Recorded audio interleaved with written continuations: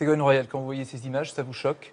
Écoutez, le président de la République savait que ce serait difficile. Que fallait-il faire? Ne pas aller au salon de l'agriculture ou au contraire aller au contact? C'est le choix qu'il a fait. C'est courageux. C'est courageux. Il sait parfaitement que la crise est très profonde, qu'il y a une immense détresse chez les éleveurs. Pourquoi? Parce qu'aujourd'hui, le prix du lait est à moins de 30 centimes le litre. Il devrait être à 40 centimes. Et pendant ce temps-là, qu'est-ce que l'on voit? On voit que les grandes sociétés industrielles de transformation du lait ont augmenté leur valeur en bourse de 10%.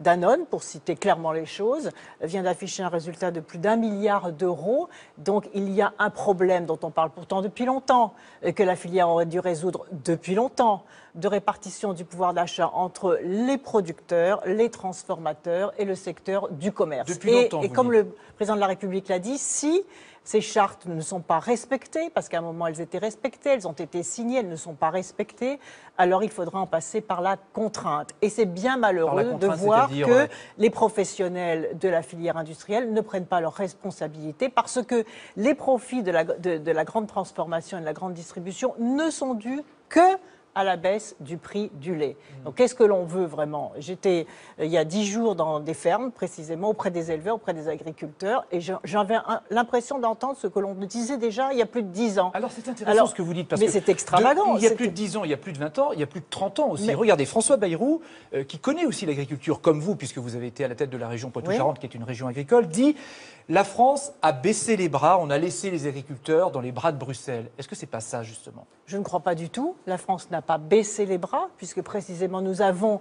l'agriculture la plus dynamique et la plus qualitative d'Europe, et sans doute du monde également. L'Europe, pendant très longtemps, au contraire, a protégé l'agriculture avec les systèmes de quotas laitiers.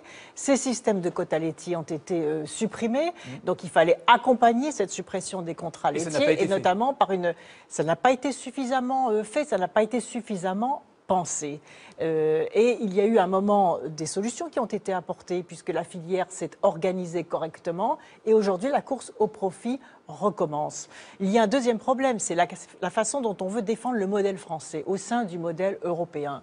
Est-ce que le modèle français, c'est ce qu'on voit dans certains pays européens, c'est-à-dire 1000 vaches sur une dalle de béton alimentée par un ordinateur et par un seul salarié qui alimente les vaches? Non. Ça n'est pas le modèle français. Vous savez que et moi, je compte beaucoup sur les consommateurs aussi pour faire la part des choses, pour faire le tri, pour acheter en proximité les productions de leur région. Mais bien évidemment, s'il y a un écart de prix trop important, le consommateur, il a aussi un pouvoir d'achat réduit. Et encore un dernier exemple, puisque j'étais à Parthenay récemment inauguré une centrale photovoltaïque sur justement la foire au bétail.